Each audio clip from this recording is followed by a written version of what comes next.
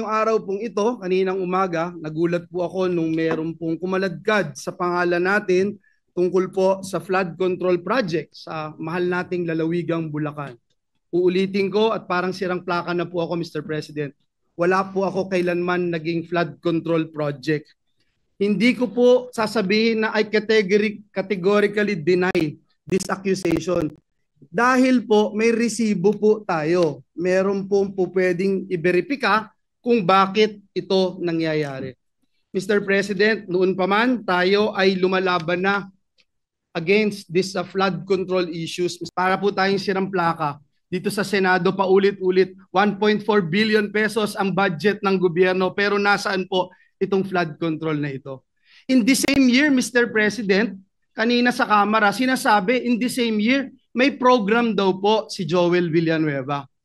Wala pong ma-verify, wala pong ebidensya, wala pong resibo. Pero patuloy po itong tinatanong. Mr. President, sabi ng matatanda, kung sino yung lumalaban, siya yung gusto nilang tamaan ng mga sindikato.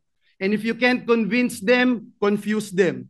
Binanggit din po yan ni Mayor Vico Soto. Hindi po tayo natatakot sa mga ganitong uri ng demolition job.